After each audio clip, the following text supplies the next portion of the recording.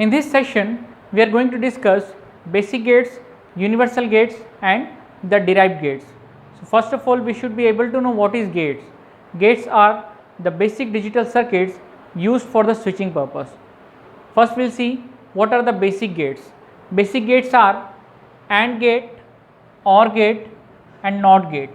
These three gates are called as basic gates. Why these gates are called as basic gates? Because with the help of these three gates only we can implement any of the digital circuits. How we can implement the circuit, that we will see in the next lecture.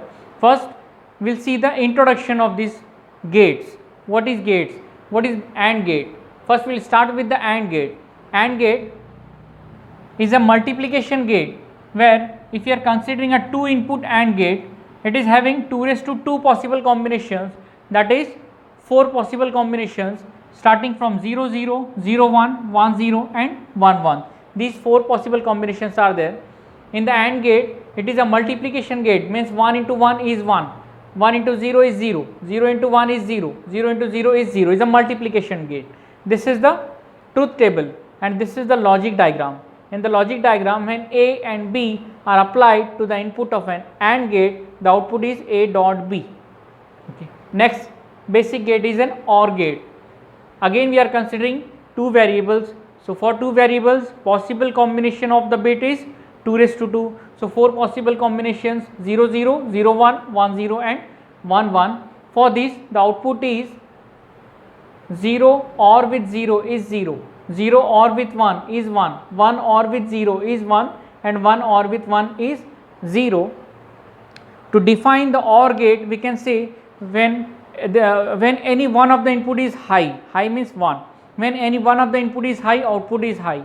When any one of the input is high, output is high.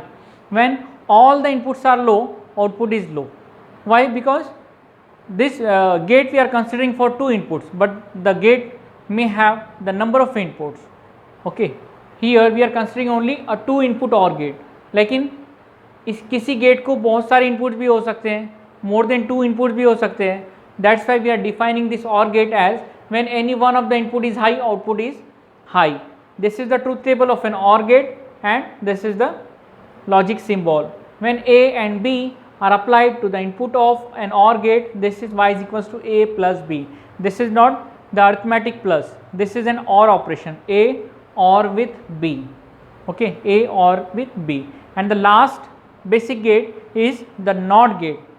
NOT gate is the third basic gate in which when the input is applied as 0, output is inverted as 1. When the input is applied as 1, output is inverted as 0. Means it gives the complementary output. Whenever the input is applied, it gives the complementary output, opposite output.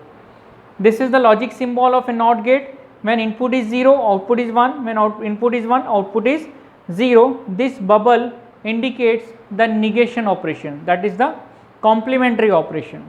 So these three gates are basic gates. Now the question arises, when all the digital circuits are implemented with the help of basic gates only, then what is the need of universal gates? So we will solve this question. First we will see what are the universal gates. There are two universal gates, NAND gate and NOR gate. Okay, NAND and NOR, these two gates are called as universal gate. Why these gates are called as universal gate? Because with the help of NAND gate only we can implement all the basic gates, and with the help of NOR gate only we can implement all the basic gates. For reducing the complexity of the circuit, we can use only NAND for the implementation of any of the digital circuit, or we can make use of only NOR for the implementation of any combinational logic circuit. So we will see the truth table and logic diagram of a NAND gate. This NAND gate is nothing but complement of AND gate. If we are considering 2 input, the possible combinations are 2 raised to 2, 0 0 to 1 1. Output is complementary to the AND.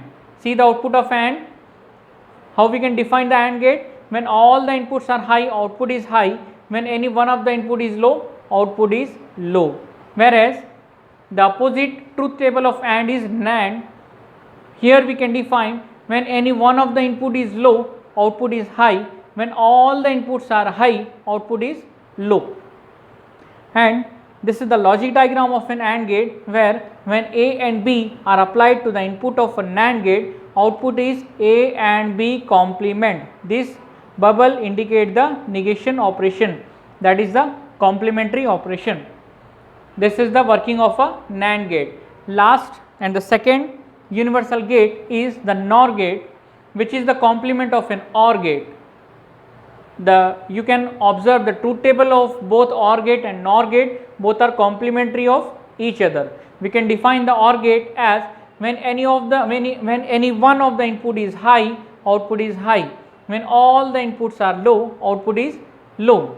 For the NOR gate, we can define when all the inputs are low, output is high.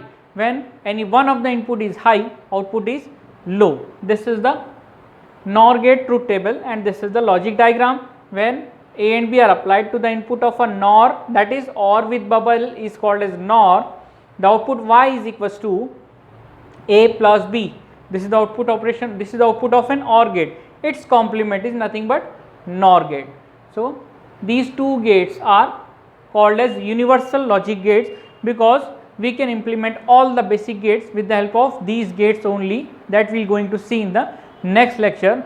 But one more gate is remaining.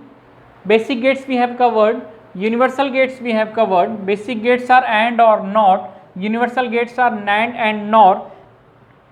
With the help of these universal gates, two more gates are derived, which are called as derived gates. So we will see the derived gates. What do you mean by derived gates? These gates are derived from NAND and NOR. How these gates are derived? For this I have already made one video. You can see the video, implementation of XOR and XNOR using NAND and NOR. First we will see derived gates are exclusive OR gate and exclusive NOR gate. These two gates are called as derived gates. What is exclusive OR gate? This is the truth table of exclusive OR gate. We can define the exclusive OR gate as when the inputs are complementary, output is high. When the inputs are same, output is low. When the inputs are same, output is low. When the inputs are complementary, output is high. This is the truth table of exclusive OR gate. This is the logic symbol of XOR. When A and B are applied to an XOR gate, output is A XOR with B.